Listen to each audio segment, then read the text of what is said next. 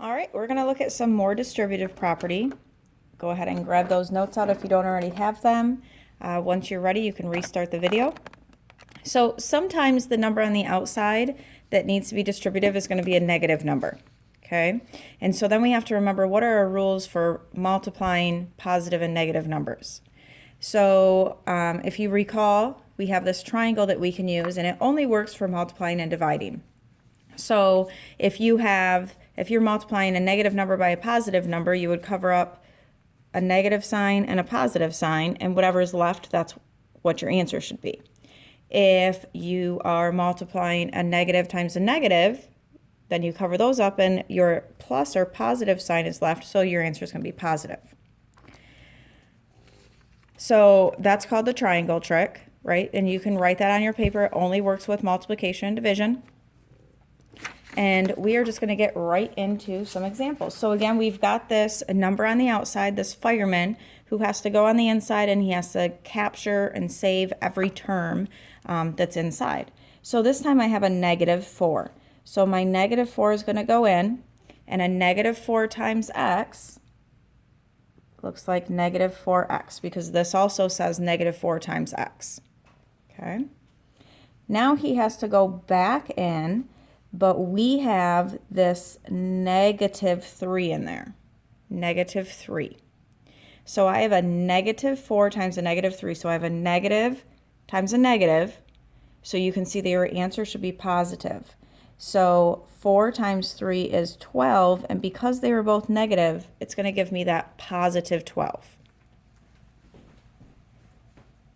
Now, they are not like terms, so I cannot combine them. So this would be my simplified answer. All right, let's go down here. I have a -10 times 2x. So remember, you multiply the numbers. So -10 times 2. So I have a -10 times a positive 2. So my answer is going to be negative. So I have a -20x. And now I have to take it in and I have to multiply it by a positive 5. So anytime you multiply one of each, your answer is always negative, and 10 times 5 is 50. These are not like terms. They cannot be combined anymore. All right, now I have a -2 times -4. So negative times negative gives me positive, and 2 times 4 is 8. Keep our variable. Now we have to multiply it, -2 times -8. So negative times negative is positive, and 2 times 8 is 16. All right, why don't you go ahead and pause this and try at least one or two of these over here, and then restart the video to see if you were correct.